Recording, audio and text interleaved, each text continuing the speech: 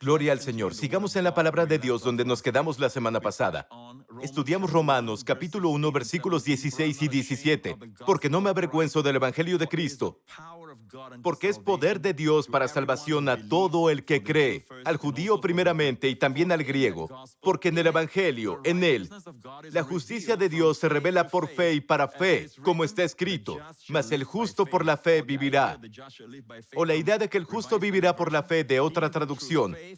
El que por la fe es justo vivirá. Y ese es el quid del Evangelio. En el Evangelio, Pablo no dijo, en el Evangelio se revela la pecaminosidad del hombre. No, por supuesto, está implícito. El hombre necesita un Salvador. Si predicamos el Evangelio es porque el hombre está perdido en el pecado, está implícito. Pero el Evangelio no es una revelación del pecado del hombre. El Evangelio es una revelación del don de justicia que Dios pone a disposición de todo hombre por lo que Cristo hizo en la cruz. Aleluya.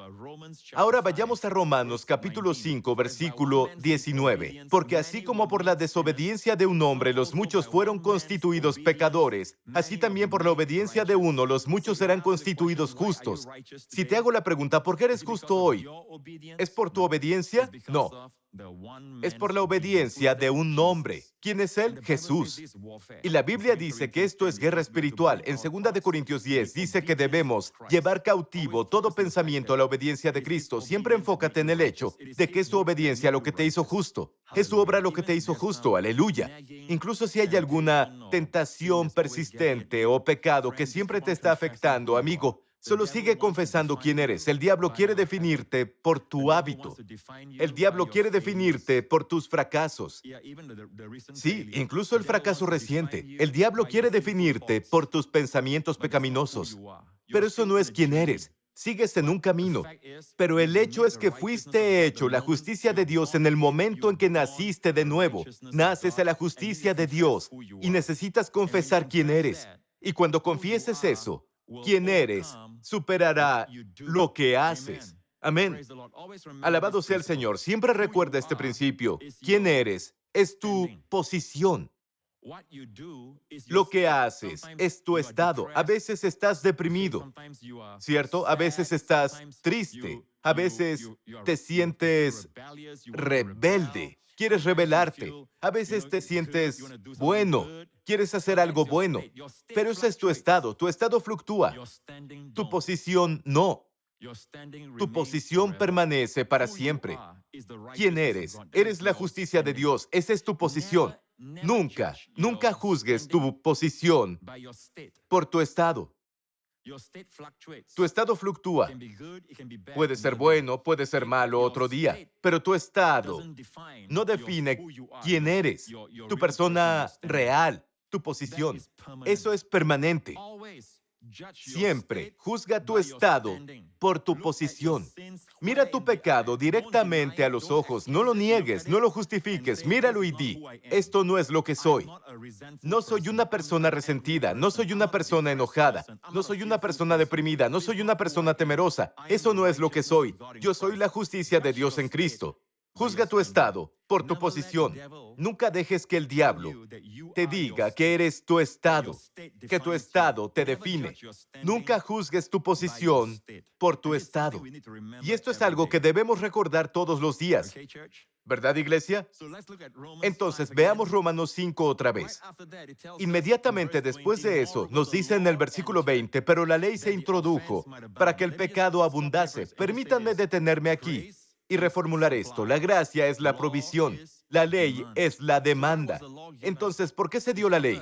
Nos dice, pero la ley se introdujo para que el delito, el pecado, mostrara su abundancia. Mas cuando el pecado abundó, sobreabundó la gracia.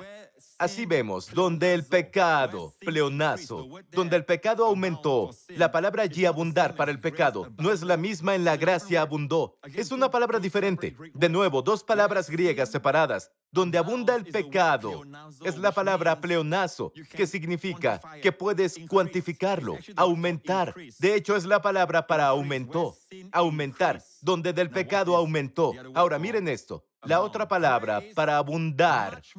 La gracia abunda mucho más. Esta palabra aquí es uper periseuo. Periseuo es que ya está desbordado. Periseuo es llenar tu copa hasta que la copa desborde, rebosando.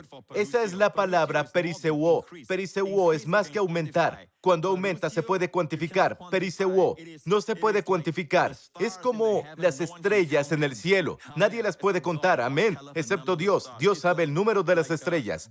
Es como el polvo que está en el suelo. Nadie puede contarlo. Las cosas que no puedes cuantificar.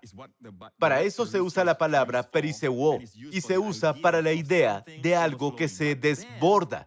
Pero entonces, la palabra uper en el griego se añade a la palabra periseuo.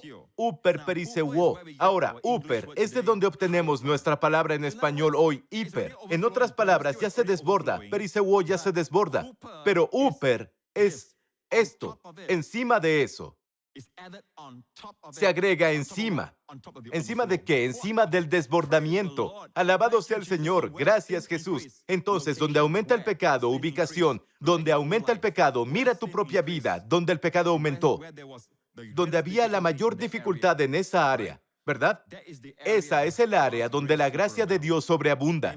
Amén. Incluso en el área de la debilidad, mi gracia es suficiente para ti, porque mi fuerza se perfecciona en la debilidad, ¿cierto? Dios dijo eso. Mi desafío siempre ha sido, incluso en la escuela secundaria, yo tartamudeaba, balbuceaba. Desde que tengo memoria, siempre estoy tartamudeando y balbuceando, y ni siquiera puedo unir una oración, mucho menos ponerme de pie y dar un discurso. Entonces, un maestro llegaba a la clase y siempre me hacía pararme para que leyera para la clase, por la pura alegría de ver mis orejas enrojecerse y a las chicas de la clase reírse, y me sentía tan avergonzado de esta debilidad que tenía. Pero cuando nací de nuevo, no sabía mucho acerca de mi herencia en Cristo, pero le dije al Señor, y sentí lástima por el Señor en el sentido de que creí que Él no obtuvo mucho cuando Él me salvó. Sentí que Él no podía hacer mucho conmigo debido a mi tartamudeo. Y yo le dije, yo tartamudeo mucho. Y no creo que pueda compartir el Evangelio con la gente con quien quieres que lo comparta. Y nunca soñé que estaría en el púlpito para compartir su palabra un día. Pero solo compartirlo con un amigo no creo que pueda, le dije al Señor. Así que, si no te importa, Señor, te serviré de otras maneras, pero de todos modos, Señor, te doy mi vida entera, más mi tartamudeo, más mi debilidad. Y el área misma de mi debilidad, la misma, pecado, significa quedarse corto, la misma área en donde quedaba corto. Esa es el área en la que la gracia de Dios sobreabunda. Y a veces sobreabunda tanto, cielos, que solo quiero seguir y seguir y seguir. Pero no se preocupen, tengo el tiempo, el reloj justo enfrente de mí, así que los dejaré ir. Pero quiero decirles que la gracia es tan superabundante que muchas veces solo sientes que estás siendo llevado por otro, el maravilloso Espíritu Santo. Y me siento así a veces. Y sé lo que este versículo dice. Pero si predicas así, no dirá la gente, estás diciendo, donde el pecado aumenta, la gracia sobreabunda. ¿Estás animando a la gente a pecar? No, ese es un razonamiento lógico, ¿cierto? Esa es una conclusión lógica, pero es lógico. Es de la mente humana. No es divino. No es lógica divina, no es razonamiento divino. Miren en este versículo. Es por este versículo donde el pecado abundó, sobreabundó la gracia. Siento que quiero detenerme aquí y decirte esto. Mira las historias en la Biblia. David tuvo tantos hijos, más de 10 hijos, pero de todos los hijos, ¿a quién eligió Dios? Dios escogió al de Betsabé, Salomón, para convertirse en rey. De todas las mujeres, de todas las esposas que tuvo David, de todos los hijos que tuvo, más de 10. ¿Quién es el que Dios escogió? El que nació de Betsabé. Ahora, ¿quién es Betsabé? La señora con la que David cometió adulterio. Ahora, definitivamente no decimos comete adulterio y luego la gracia sobreabundará. Tampoco el apóstol Pablo, pero él dijo, donde hay pecado y el pecado aumenta, ¿dónde? La locación, la gracia sobreabunda. Si miramos al Señor, en lugar de estar abatidos y ver nuestro pecado y decir que nuestro pecado nos descalifica y no hay esperanza para nuestro futuro, miramos al Señor, y eso es lo que hizo David, incluso aunque pecó contra Dios. Miró al Señor, ¿y saben qué? De esa mujer, la misma mujer de todos los hijos, Dios escogió a Salomón para que fuera rey. Amén. ¿Quién fue de los 12 discípulos el que negó conocer a Jesús. ¿Quién fue? Con maldiciones y groserías. Negó haber conocido al Señor. Pedro. 3 veces negó conocer al Señor. La misma boca que negó al Señor pocos días después, porque se volvió al Señor. Amén. Dios usó la misma boca que lo negó. En cuestión de días, Dios usó esa misma boca para proclamar el Evangelio de Jesucristo en el día de Pentecostés. Aleluya. Y lo tenemos escrito en el libro de los Hechos, todo su sermón. Y la Biblia dice, se salvaron 3,000 personas. Aleluya, esa es la boca de la gracia, amigos. Vamos, amén. Cuando vino la ley en el monte Sinaí, 3,000 personas murieron. Ahora la gracia ha sido proclamada. ¿Dónde? En el monte Sión.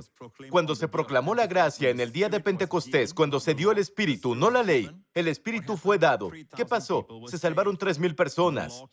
La ley mata, el Espíritu vivifica. Aleluya.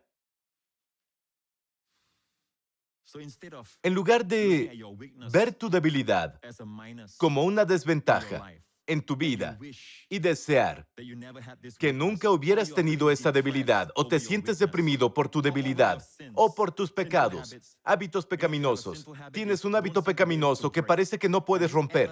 ¿Alguna vez te has regocijado en la gracia sobreabundante que cubre toda esa situación porque tienes esa debilidad? Tienes algo que nadie más tenía.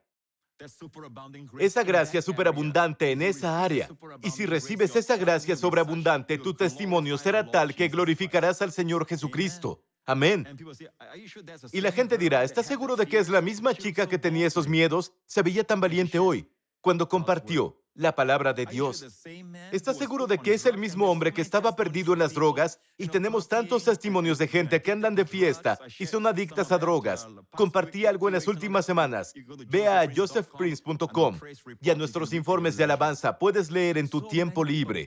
Tantas personas esclavas de adicciones, de hábitos pecaminosos, especialmente en la pornografía, hoy en día están limpias. Aleluya. Ellas están santificadas, ni siquiera tienen ganas. Y ese es el testimonio que seguimos viendo, porque la verdadera liberación no es querer algo y ya no estar haciéndolo, es ni siquiera quererlo. Aleluya. Alabado sea Dios. Así dice la Biblia, donde el pecado aumenta, pleonazo, la gracia, uperpericeuo. Entonces sí, yo creo en la hipergracia, porque la Biblia dice la gracia aumentó. Amén, es hipergracia. Alabado sea el Señor Jesús. Gracias, Señor Jesús. Entonces, aquí tenemos una falla fundamental en la teología, en que pensamos que Jesús vino solo para cancelar todas las cosas que Adán hizo y luego completar lo que Adán no logró hacer. Lo diré de nuevo. Pensamos que Jesús vino. Dios envió a Jesús solo para cancelar todo lo que hizo Adán, todos los pecados y todo lo que hizo Adán, en lugar de sumar la quinta parte más. Ni siquiera hablamos de eso. Pensamos que Él solo vino a cancelar todo lo que Adán hizo y para completar lo que Adán no pudo hacer. Pero amigo, Dios no se contenta con una mera restauración de algo que se ha perdido. Si le roban a Dios, vemos este principio en Levítico capítulo 5 y capítulo 6. La Biblia nos dice en Levítico 5, el Señor le dijo esto a Moisés: cuando alguna persona cometiere falta y pecare sin querer en las cosas santas del Señor, traerá ofrenda por su culpa al Señor. Y él añadirá a ello por lo que ha pecado contra lo santo, y añadirá a ello la quinta parte y se lo dará al sacerdote. Estos son pecados. Estos son pecados contra las cosas santas del Señor. Ahora veamos pecados contra el hombre. También es lo mismo, también es otra categoría de ofrenda por la culpa. Habló el Señor a Moisés diciendo, cuando una persona pecare e hiciere prevaricación contra el Señor y negare el derecho legítimo de su prójimo con respecto a un depósito o una fianza que se le ha confiado, o bien robare o calumniare a su prójimo, o habiendo hallado lo perdido y después lo negare, y jurar en falso, de modo que peca acerca de cualquiera de las cosas que la gente hace. Como pueden ver, estos son pecados contra un prójimo. Entonces, habiendo pecado y ofendido, restituirá aquello que robó o el daño de la calumnia. Noten en el versículo 5, o cualquier cosa sobre la cual haya jurado falsamente, él hará restitución para él en su totalidad y añadirá a él un quinto más.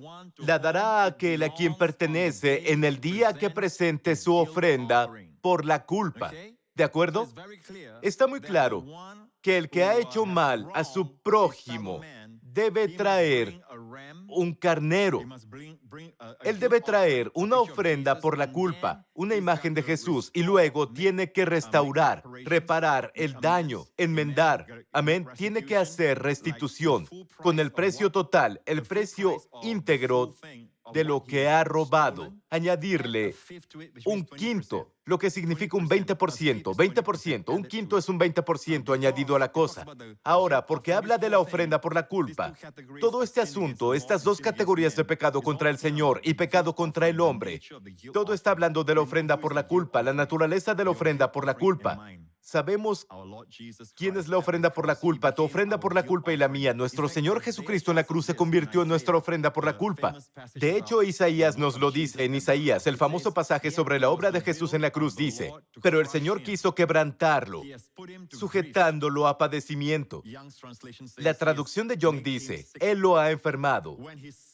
Cuando su vida, noten esto, cuando haya puesto su vida en expiación por el pecado. Entonces, esta es la ofrenda por la culpa, porque la palabra Asham significa expiación. La palabra para expiación por el pecado es Asham. Así que esta es la palabra usada por Isaías, Asham. Entonces Jesús, su vida se convirtió en expiación por el pecado para ti y para mí. Y amigo, no olvides, si Jesús se convirtió en expiación por el pecado al Señor, Jesús se hace responsable. Él responde. Amén. Para restaurar a Dios todo lo que le hemos robado a Dios y luego devolvernos todo lo que hemos pecado y perdido. Amén. O nuestros pecados contra otra persona. Él es quien va a restaurar no solo el precio completo, sino un 120%. Ahora Dios ordenó toda esta ofrenda por la culpa de tal manera que su Hijo sea glorificado. Sabemos que Jesús es la expiación por el pecado. También que nos restaura a todos nosotros a causa del Salmo 69. Si ven el Salmo 69, dice en el versículo 4, se han aumentado más que los cabellos de mi cabeza los que me aborrecen sin causa. Noten esta frase, los que me aborrecen sin causa. Jesús dijo eso de él, de sí mismo. Jesús dijo la noche en el aposento alto, él dice esto, pero esto es para que se cumpla la palabra que está escrita en su ley, sin causa, me aborrecieron. Jesús está hablando de sí mismo. Se refirió este salmo a sí mismo. Ahora regresemos al Salmo 69. Por lo tanto, vayamos directamente a la última línea. Y he de pagar, yo el Señor pago, lo que no robé, devolví lo que no quité. El Señor se volvió la ofrenda por la culpa y restauró lo que no quitó. Él hizo restitución de lo que no robó ni quitó. Reparó aquellas cosas que él no dañó. Si ven el principio de restauración, incluso en el hijo pródigo se fue de casa, llevó un estilo de vida licencioso y finalmente se encontró en la posilga. Pero cuando llegó a la casa del padre, el padre le dijo, saquen la mejor ropa, pónganle un anillo en su mano y calzado en sus pies. Piénsenlo, al hijo, y maten al ternero engordado. Al hijo nunca le habían dado ese anillo. Y por lo que sabemos, nunca tuvo la mejor ropa. Porque el hermano mayor también dijo, yo nunca tuve el ternero engordado. Pero el hijo que volvió a casa de una vida de pecado, una vida que era imprudente, no le importaron los sentimientos de su padre por él. Volvió quebrantado, vacío, y sin embargo recibido a causa del becerro engordado, la imagen de la ofrenda, Jesucristo, a causa de la ofrenda por la culpa, se convirtió en ganador, que donde abunda el pecado, sobreabunda la gracia. Esta es la teología del Evangelio de gracia. No es la idea de que Jesús vino y solo retomó donde Adán lo dejó. No, no, no. Es mucho más que eso. Es por lo que la palabra mucho más aparece en Romanos 5 veces. El número de la gracia. 5 veces aparece. Mucho más, mucho más, mucho más. Por ejemplo, pues si por la transgresión de uno solo, que es Adán, reinó la muerte por aquel hombre, y vemos cómo reina la muerte, es total. Dentro de 100 años, ni una sola persona que me ve seguirá viva. O estás con Jesús, o el rapto llegó. Quiero decir, o no estarás cerca. No estarás vivo en la tierra, ¿verdad? La muerte es total. Sin embargo, Jesús ha vencido a la muerte. Gloria al Señor. Porque si por la transgresión de uno solo la muerte reina por uno, Adán, mucho más, aleluya, mucho más los que reciben la abundancia de la gracia y el don de la justicia reinarán en la vida por medio de Jesucristo. Amén. Si recibes abundancia de gracia, ¿y sabes qué? No es un poco de gracia. Sí, escucho de la gracia, Pastor Prince. Escucho que habla de la gracia. No, amigo, tú necesitas tener una abundancia de predicación de la gracia para que la gente reciba una abundancia de gracia. Amén. Aquellos que reciben la abundancia de la gracia y el don, no es una recompensa por algo que haces, es el don de la justicia. ¿Qué va a pasar? Reinarán en vida por medio de Jesucristo. Y oro porque esto te defina. Amén. De este día en adelante, en el nombre de Jesús, alabado sea el Señor.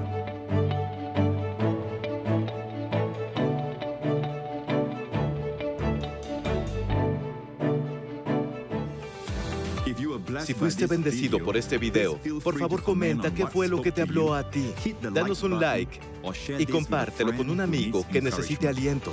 No olvides suscribirte si no quieres perderte ninguno de mis nuevos videos. Gracias por sintonizarnos y nos veremos de nuevo pronto.